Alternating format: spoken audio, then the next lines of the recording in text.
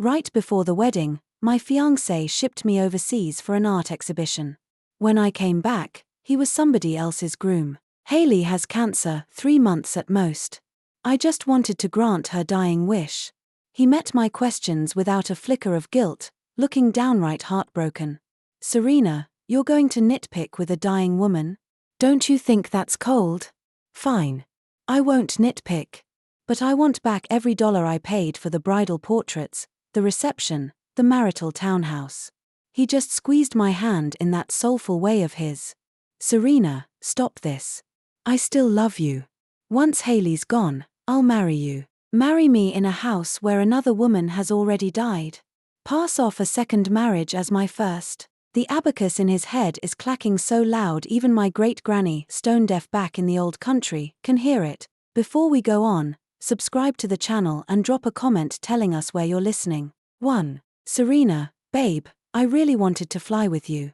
At 6:1, Blake hung off me like a giant bear, never mind the crowds surging through the departure lounge. My heart melted. I patted his shaggy head. You've got that last-minute work thing. I'll be back in 2 or 3 days. The minute I land, we'll go get our marriage certificate. Stay longer if you can. I booked the hotel for a whole week. He sounded guilty. There's another art fair opening, plus I've hunted down cafes you're going to love. You can road test them and take me later. I grinned, nodded, and dragged my rollerboard to the gate at the very last second. We met on a blind date 3 years ago and clicked way faster than I ever expected. The wedding was 14 days away. We should have been shooting bridal portraits and nailing down menus, but instead he'd bought me a ticket to Tokyo so I could see my favorite artist's retrospective. Bridal portraits can wait for the honeymoon, he'd said. I was planning to take you on the honeymoon, but the show closes next month, he'd added, silky sweet. Serena, even after you marry me you can still chase whatever you love. 2. And this, the most tender fiancé in the world, threw a wedding with another woman while I was out of the country for 5 days. On the video I watched the sallow, scrawny bride walk down the aisle in the gown I had picked, and I pressed my lips together, refusing to accept it, even though the groom wore the tux I'd chosen, the ring I'd selected, and the exact same dimpled grin Blake flashes in every selfie. My best friend Zoe shot the footage. She'd just quit her job and flown home. Her family was throwing her a welcome-back banquet at the Grand when she stumbled on the ceremony. She'd met Blake at his suit fitting, so when she spotted him she hit record. One look at the poster outside, groom, Blake, bride, Hailey, and she FaceTimed me immediately. I'd already planned to come home early and surprise Blake. Instead of tipping him off, Zoe told me to stay dark. She picked me up at Riverdale, waited until we were safely in the car, then pressed play. What are you going to do? Zoe asked, scared I'd whip up some excuse for him. Silently I flicked through her camera roll until, finally, I lifted my head and produced something closer to a grimace than a smile. Zoe, you even snapped the guest list. If you can't smile, don't. She sighed and handed me a tissue, then turned away. I took it and realized my cheeks were soaked. Zoe's eyes were red too. I couldn't finish. My thoughts pinballed. This has to be fake. He must have planned it for months. How else could he marry the minute I left? That woman doesn't even compare to me. He would never dump me. Come on, Zoe murmured, folding me into a hug. Let's go ask him. 2. Second installment. Zoe was driving when Blake texted. Babe, where are you playing tourist today? Why not add Kyoto for a couple of days? Those once sweet check-ins now looked like reconnaissance. I stared at the screen, then replayed Zoe's clip. Right before the ring exchange, the groom had pulled out his phone and tapped away. Timestamp says I was in a souvenir gift shop, bombarding him with cute photos. He'd answered between vows. A real crown prince of time management. I sobbed the whole ride, walked into the apartment we rented together, and found air. It was Saturday. He'd sworn he was home cleaning. Fury rushed in and slammed into a vacuum, leaving my brain white and ringing. Zoe prowled the living room, then dropped into a crouch. Serena, could they be at your place? The marital townhouse? The world flashed white. I couldn't answer. I could barely hear Zoe calling my name while she pressed a bottle of ice-cold water to my forehead. I'm just guessing, forget I said anything, she stammered, but I already knew. He was there, and the bride was probably with him. I tried to smile. My lips wouldn't move. Every bone felt run over by a truck. I wanted to wipe her tears but couldn't lift my hand. Sorry, I'm so sorry, Zoe wept, hugging me. She hadn't done anything wrong, she'd only told the truth. When the dizziness passed, I dug the camcorder out of the media drawer and pressed it into her palm. Come on, let's go give my fiancé his surprise. 3. I'd meant to surprise Blake by coming home early, now I was just supersizing it. He and I share a wide circle. He'd deliberately left them off Hayley's guest list, inviting only a handful of college buddies and co-workers. Like me 2 days earlier, those friends had no clue he'd married someone else. They thought our own wedding was imminent. When I said I wanted to surprise him, they jumped aboard. Serena, you two should be illegal. First he flies you to Tokyo, now you're ambushing him with a proposal. How are us single dogs supposed to survive? Right. He's crazy about you. I saw him at the jeweller's getting your ring resized, said you'd dropped a few pounds and he wanted the fit perfect for the big day. God, I wish my next blind date comes half as perfect as Callaway. Every sentence speared me. Zoe glanced over from the driver's seat. I swallowed the tears and croaked, yeah, he's amazing. That's why I want to propose back to him, let him feel how much he means to me. Oh my gosh, epic, the back seat squealed as we pulled up. More friends met us at the curb with confetti poppers, bouquets, and champagne, promising to stage the proposal of the century. I clutched the empty ring box and fought another wave of nausea, but their excitement let Zoe film without sticking out. 4. Shish. Shish. On the stoop everyone signaled quiet, eyes sparkling except me. I met Zoe's gaze at the back, sucked in a breath, and pressed my thumb to the biometric lock. Blake tilde. Blake. Hurry up and welcome Serena's surprise tilde. The instant the door opened, my friends hustled me inside and yanked the confetti poppers before anyone could draw breath, howling like coyotes. Pop pop pop. The paper blasts smothered a woman's shriek. Only after the glitter settled did everybody realize something was off. Why was a total stranger standing in the middle of the marital townhouse Serena and he had bought together? Who are you? What are you doing here? Where's Blake? My short-fused buddy fired off the classic trinity. Were you in on the surprise for Serena too? How come you didn't come with us? Another friend, always a beat behind, asked. I shut my eyes long enough for my heart to tear. Skin and bones, the woman in front of me was the same bride I'd watched on Zoe's video, and she was wearing my sleep t-shirt. Why are you in Serena's clothes? Exactly who are you? He dares to replace her, just like that. Hearing Zoe's sharp questions brought me back to earth. The others sensed the shift, closed ranks, and aimed their voices at the woman. I'd underestimated Hayley's crust. Instead of apologizing, she shrieked first, "Who are you people? This is Blake's house. You're trespassing. I'm calling 911 to have every one of you hauled off. I don't know any Serena. He asked me to stay here. If you don't leave, I really will call the police." Do it, Zoe said calmly, seeing some of my friends falter. Serena fronted half the down payment. The title bears her name. Guess whose side the cops will take? Yeah. Who hands his own wedding house to another woman? Call them, please, so we can watch them drag this lying wretch out. He's not that brain dead. Look at yourself, what do you even have on Serena? They were exaggerating, but only slightly.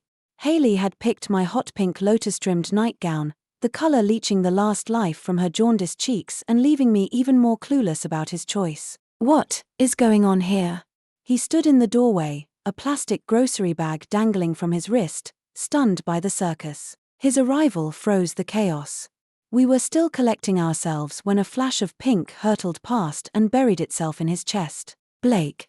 They're terrifying. Seconds earlier, Hayley had been hands on hips fierce. Under his protection she turned fragile, voice wobbling like a strangled duckling. Have you no shame? You throw yourself at a man right in front of his fiancée, man hungry much? Gorgeous little Wang sneered at homewreckers. Shut it. Hayley is nothing like that. He stroked her back, then turned and saw me. His face changed shape before settling on panic. Serena, you're back.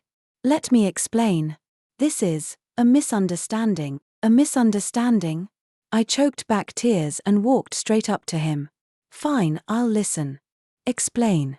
Serena, he reached for my cheek, but Hayley coughed, so he diverted the hand to pet her. Hayley's my high school classmate. She's sick, doesn't know anybody here, so I let her stay. You're always understanding. She's practically terminal, really. You won't mind, right? He tried to pin the halo on me before the facts were out. What exactly is she sick with? And why must she convalesce inside our future home? If money's the issue, we can rent her an apartment or start a GoFundMe. Serena, he exploded, cutting me off. Hayley has cancer, just months to live. How did you turn this cruel? Rethink what you just said. Oh. Tears spilled, but instead of reflecting, I stepped closer. Then you want her to die in our house. What exactly is she to you? Silence. He glared, refusing an answer. His passenger lifted her head. He is my first love. I don't mean harm, I just need his presence at the very end. Miss Vance, please, grant me this dying wish. Nobody had pictured that. Wang, who'd branded Hayley a shameless adulteress moments earlier, now shifted awkwardly, glancing at me. Everyone else shared the same thought. Why quarrel with the doomed? If he had leveled with me beforehand, I might even have cancelled the wedding myself. But now, I was going to quarrel. I inhaled, opened my eyes, stepped forward. Blake, one last time, what are the two of you to each other? How did you become so cold, so petty? He countered, dodging. Hayley is clearly suffering. And you're still quibbling labels. Mr. He Calloway, do you take Hayley to be your lawful wife, for richer or poorer, in sickness and in health? I do. The wedding vow blared through the room like a siren. Heads spun toward Zoe, who waved two bright red booklets in the air. So, Mr. Calloway, you proposed to Serena here, then ran off to marry your high school sweetheart instead. Marriage fraud, or outright bigamy. He stammered, while overhead the projector began rolling. Rings slipped on, vows swapped every frame. He's already married? Holy hell, when was this ceremony? That gown is Serena's. And the officiant is the one I recommended. That venue is the one she and I toured with the planners. Wedding planning should be a team sport, but his workload had been murder, and whatever I liked, he swore. I dragged my friends across florists, studios, hotels, and dressed another bride for the part. Even if you wanted to fulfill a dying wish, did you have to grind Serena's heart into confetti? Man, I misjudged you. Hiding a legal marriage? Were you gonna wait till the girl croaked, then waltz back and wed Serena like nothing happened? With every sentence my friends lobbed, Blake paled further. Gone was the bluster, he rambled. No, wait, Serena, let me explain. Hayley's condition was urgent. She only wanted a ceremony. I'll throw you a brand new one later. Hayley, tell them. He dragged her forward, eyes signaling wildly. Those certificates aren't real. For once the girl wouldn't oblige. Blake, if you didn't want to marry me, you could have said no at the counter yesterday. I'm dying. Yes, but I need your love, not your pity. It's not. His excuse died. A friend had already scanned the QR code. Legal, properly stamped, issued by the county clerk 2 blocks from our new house. Grey defeat washed over Blake. His lips moved, no sound. He looked at me, pleading. Serena, the doctors say she's got 3 months, maybe. I'm just granting a final wish. You, Blake, I said, disappointment dripping off every syllable. You lied, kept lying, and expect me to bless that. We're done here. I refuse. He hugged the other woman with one arm, yet grabbed my wrist. Serena, you're the one I love. I'm only carrying out her wish, so wait for me. Please, wait. Holy crap, Blake, I just realized how shameless you are. Fulfilling your first love's dying wish is your business, but you had no right to drag Serena into it. You want your cake and to eat it too, absolute scum of the earth. Don't tell me you still think you're some deep, reliable guy. If you'd spoken up beforehand, we'd all have wished you well. Instead you sent Serena out of the country, rushed through a wedding behind her back, and slipped off to get the marriage certificate. Nothing about this sees daylight. You owe Serena an apology, and you owe the rest of us one too. His eyes were bloodshot. He couldn't lift his head under the barrage, yet he kept staring at me, saying my name over and over. Blake, stop. We're done. I shook my head. If I forgave him now, I'd betray every friend in this room. And I can't give you my blessing. I just want back every dollar I fronted, the planner, the reception, the down payment on this place. 5. After I walked out of the marital townhouse, I took the crew to dinner and admitted I'd used them. Nobody cared. Sam even praised my brains, he's lost it. Thank God you two brought us along, who knows what might have gone down. Right. That woman's off as well. If she pulls an extortion scam, you'd have nowhere to hide. Serena, a blessed girl doesn't enter a cursed house. Finding out what he's really like before the vows. Pure luck. Casey, guys. I hadn't felt all that wronged, but their comfort hit the switch. I sobbed so hard I hiccuped, drawing every server in the place. No worries, we're celebrating her freedom, Zoe said calmly, waving the staff away.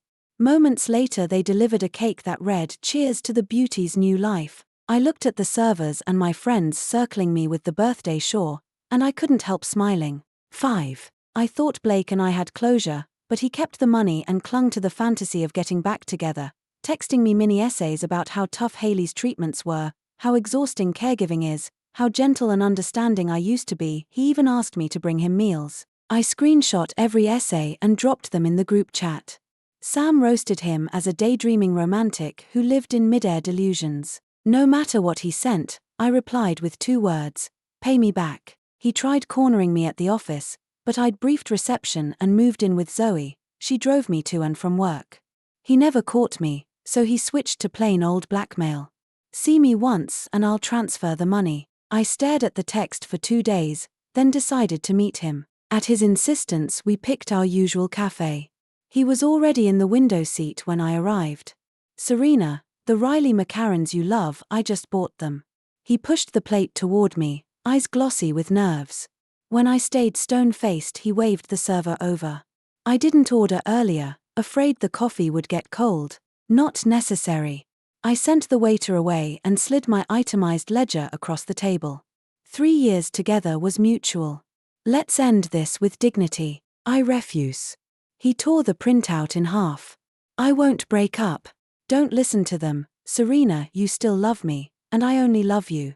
Wait for me, I swear I'll give you a home." I pulled out another copy. "No problem, I printed plenty. Keep shredding. If you won't end this politely, we can finish it in court." "Phut." He snorted and laid a small object on top of the papers. "Stop pretending, Serena. You're pregnant with my kid, there's no walking away." His words detonated in my skull. I picked the thing up, a double-striped pregnancy test. He gloated, "I found it at home. You don't want our baby born fatherless. Once I've seen Hayley off, I'll marry you." I gathered myself, set the stick back down. "I'm not pregnant, and the baby you need to own isn't mine. Cut the act." His grin stretched ear to ear. "Only you and I live there. If it's not yours, whose is it? You really don't know?" I locked eyes with him until the color drained from his face, then flung my lemon water square in it. "See you in court, Blake." I stepped outside, still short of finding Zoe, when Hayley blocked my path. "Miss Vance, I'd like to talk. I've got nothing to say to you." I gave her a cold glance and moved to pass, but she pitched sideways as if to collapse on me. I dodged. Zoe hurried up, phone raised. "What do you think you're doing?" "I'm recording, try a scam and I'm calling 911. Hayley shot us a hate-filled glare, then let a tear drop and crumpled to the pavement. "Miss Vance, please, I beg you. You're healthy, you have great friends, a career, you can find new love. I have nothing. All I want is to spend what's left of my life with him. Please, stop seeing him. We're already over. I only came to get what he owes." I looked down at her. "You have the marriage certificate and a baby, what are you afraid of?" "Miss Vance, I'm sorry."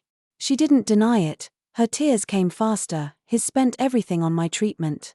Please, could you just give us more time?" "Stop begging her." He ran over, lifted Hayley into his arms, and tossed me a bristling jaw. "Serena, harassing a sick woman, have you no shame?" 6. I'd meant to let it go, but Blake and Hayley kept tag-teaming the extortion act, so I asked around and hired a lawyer to file a civil suit against Blake. Then I went home and told my parents. Mom shook with rage, cursing Blake as a little punk with every insult she'd ever stockpiled. Both my parents are teachers, They hadn't imagined Blake capable of this. Our engagement had been settled, dowry gift, bride price gift, everything mapped out. If Dad hadn't insisted on handwriting every engraved invitation, the entire extended family would have been invited by now. Thank heaven, Mom muttered, patting her chest at the thought of avoiding awkward explanations to relatives. Dad, bifocals perched on his nose, watched the video of Blake and Hayley's wedding, then spoke slowly. This can't slide. He didn't dare tell his parents he got married, so we'll tell them for him. Honey, go fetch the matchmaker. Dad. I'm not little kid anymore. I stamped my foot, then asked, puzzled, why bring in Margaret? To us you'll always be our little girl, Mom said, tapping my forehead before hurrying out, leaving me with my frowning dad, still unclear what a matchmaker could do now. He and I were introduced by Margaret from the neighborhood council. After we clicked, Mom took her fruit and milk as thanks, and we seated her in the place of honor at our engagement. In my memory Margaret is loud, sunny, always laughing. Today she sat ramrod straight on our sofa, the crease between her brows sharp enough to slice a cheetah in half. I'm sorry, Mr. and Mrs. Vance, she began. I let you down, matching your daughter with a man who can't tell right from wrong. He was never a son-in-law, Dad corrected at once. The kids only dated. Even after the engagement, they could still break it off. But Blake hijacked my daughter's wedding for someone else and told her to wait for him. What madness is that? Yes, Serena's the one who's been wronged, Margaret said, nodding repeatedly, her loving gaze landing on me. Serena, don't let this mess with your head. Big sister here will find you someone 10 times better, I swear. Let's skip the matchmaking for now, my mother cut in. She had spent the entire car ride telling Margaret every rotten thing he had done and was getting mad all over again. She wasn't about to spare Margaret's feelings now. Sam, what's your take on how we handle this? Uncle Vance, what does Auntie want to do? Margaret's face was flushed, she spoke gingerly.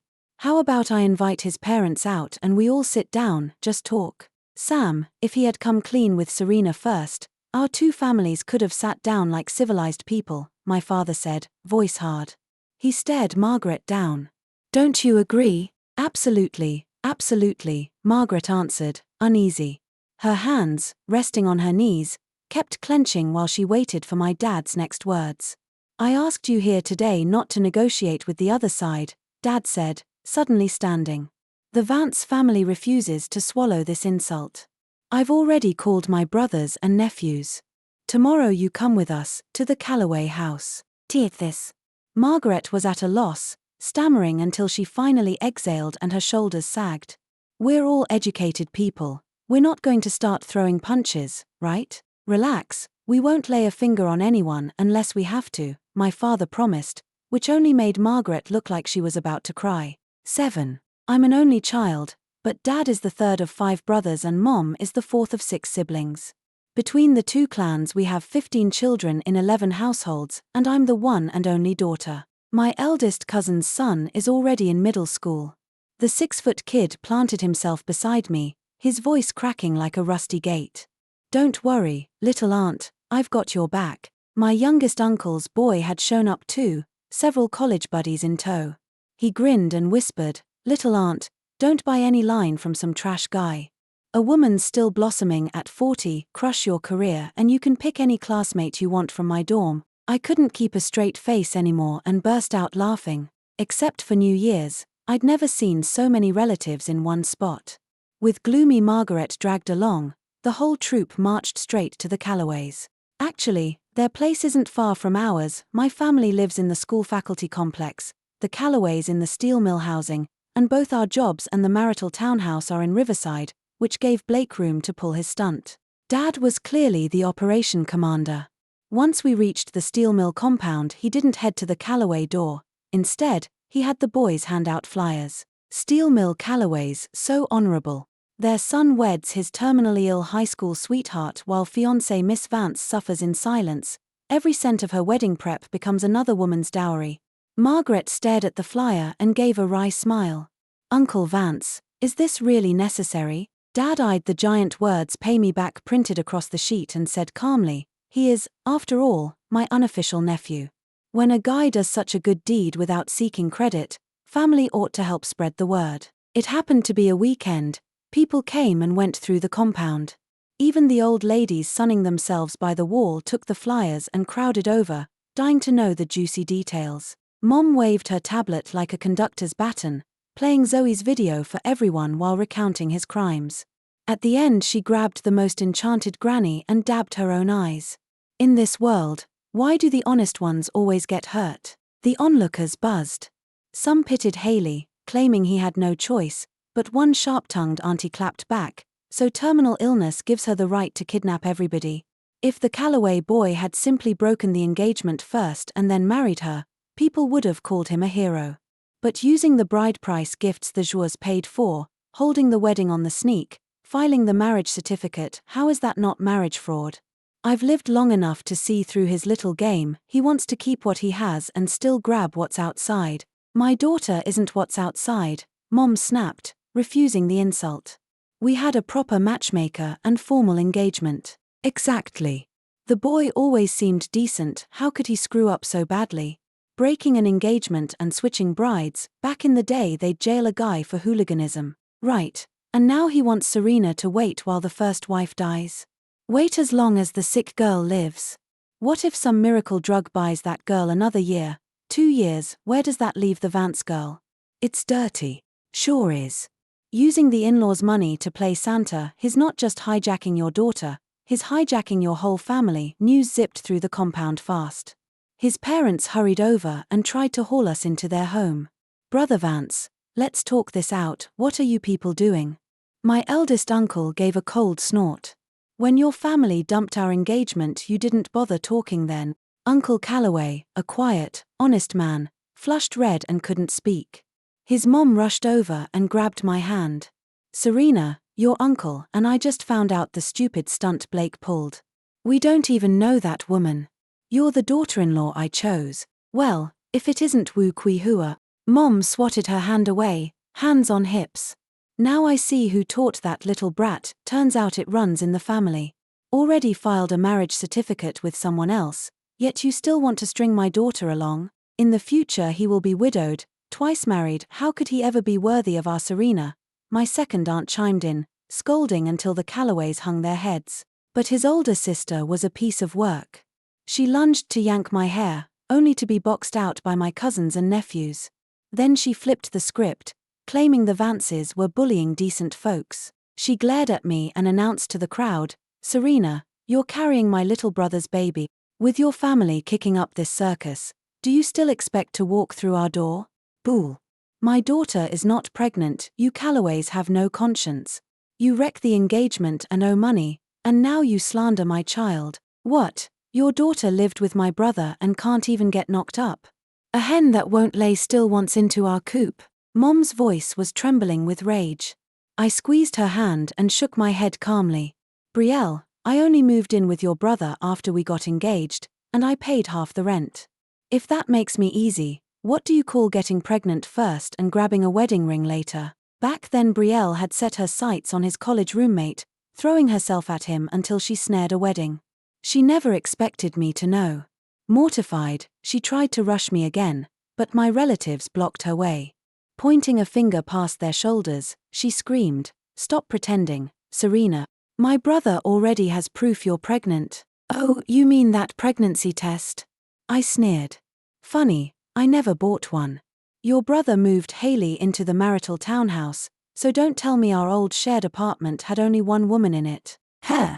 Didn't they say little Calloway was giving his poor first love her dying wish? How'd he knock her up? Did you see the bride at the wedding, yellow and skinny? How could little Calloway even? Ahem, let's not gossip.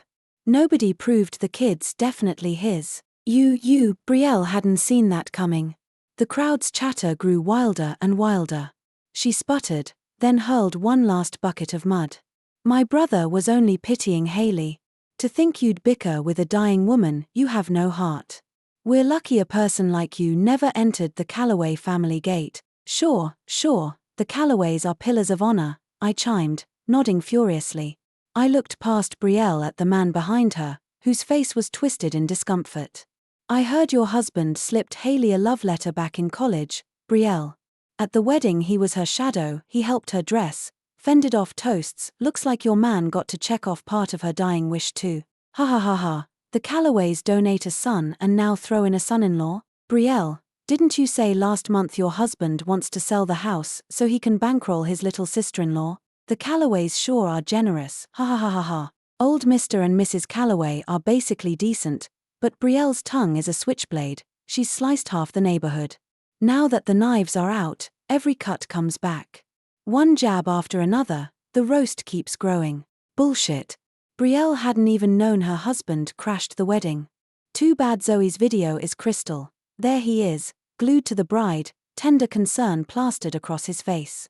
A moment ago, sis, you called me heartless. You're so saintly, surely you won't begrudge your hubby a little charity. My youngest aunt outsnarked me. Brielle, dear, people say you two have only managed one kid in all these years. If Haley pops one out, just adopt it. The Callaways are famous for their boundless love. After all, adopt after a DNA test. Might turn out it's not charity, it's just karma. Ha ha ha ha ha ha ha. Brielle's eyes burned red. She spun and raked her nails across her silent husband. You bastard. Why jump into the fire? What about me and our child? The gossip fest was winding down when Blake finally rushed in, courthouse envelope in hand. He looked at me, wounded. Serena, I told you I'd marry you later. Why keep stirring the pot? You actually sued me? You're that cold? I blinked, genuinely curious about his wiring. Blake, where did you get the idea I still want to marry you? You're a married man. Saying that stuff is breaking the law. The minute Haley's gone, you'll be a widowed, jinxed divorce case. How dare you dream of climbing back to my family? Don't talk like that, you'll scar what we had. He frowned, still playing the tragic lover, as if his cerebellum had gone offline. Serena, you didn't like it, so I kicked Haley out of the new townhouse. It's still our marital townhouse. I'll buy you a brand new wedding gown. I'll throw you an even bigger ceremony later. I was speechless. The man lives in his own uncaptioned movie and can't process human speech. He opened his mouth again, but old Mr. Callaway's slap cut him off. He staggered, palm to cheek. Dad, what was that for? For what? I'd like to ask you the same, his father roared. What did you sneak past us, past the Vances? I raised you, taught you how to be a man, and this is the thankless, disloyal creature I get. I could beat you to death. Dad. He yelped, ducking behind his mother. She stepped aside, stone-faced, even tugging him forward so her husband could land more blows. Enough, Dad. He blocked the next swing, furious. What did I do wrong? Haley has liver cancer, 3 months, maybe. I just wanted to honor her dying wish. Where's the crime? No crime. Did you tell us? Did you consult the Vances? If you were so righteous, why the cloak and dagger? Mrs. Callaway steadied her husband, her own eyes wet. You're a grown man, why couldn't you act in daylight? I told you, none of you would have agreed. Serena wouldn't. But Haley is dying. A dress, a few banquet tables, are those too much to spare? His father was shaking. He held his wife back and bowed deeply to my parents, tears streaming. Mr. Vance, the shame is ours. I throw my pride on the ground, not asking forgiveness, just a chance to host a formal apology dinner. Dad. He and Brielle cried together, but the old man ignored them. He turned to me. Serena, you've been wronged. The engagement is off. Do what you must, the Callaways will not block you. Dad. She's hauling us into court. Brielle shrieked, stunned that her father was waving the white flag. Let her. Pay back what's owed. Compensate what's fair, her father shot back without looking at him. Your mother and I spent every dime saving for your down payment. You'll settle your debt to Serena yourself. Can't pay. The police can drag you to jail. Dad, what are you saying? He gasped. I won't break the engagement with Serena, then enjoy your cell. You committed bigamy, I'll drive you to the precinct myself. The old man jabbed a finger at his son's nose. If you're still a man, shoulder your mess. You wanted to fulfill your papa love fantasy? Fine, put a ring on her, sign the certificate, and stop babbling about another fiancé. That's what a real man does. The Vances are right to wash their hands of you. After the engagement is formally ended, if I catch you pestering Serena, don't call me Dad. I'll break your legs and deliver you to the station in pieces." He stared, eyes glassy, as if he truly couldn't understand how kindness had landed him here. Episode 8. The next time I heard about him, it came from a former mutual friend. He kept saying Haley had days to live, but 6 months later she was still kicking and refusing to terminate the pregnancy. The Callaways panicked. If the baby came out motherless or sickly, the burden would chain the family for life. Illness exhausts love. He worked by day, nursed by night, hospital bills gushed away his paycheck. His temper snapped at trifles. Meanwhile Haley, cushioned by sickness, issued imperial demands: sushi, wagyu steak, watermelon in dead winter, new clothes, new shoes. Arguments turned to shoves, she fell and miscarried. Word was the fetus had already formed. "You'll die laughing," my informant crowed, slapping her thigh. Brielle snatched the tiny body and ran a DNA test. "It isn't his kid." "Wait, what?" Zoe and I exchanged giant popcorn eyes. Brielle rampaged through the ward. Haley died of rage, but not before blurting the baby was her husband's. "Hold up, whose husband?" "Brielle's husband."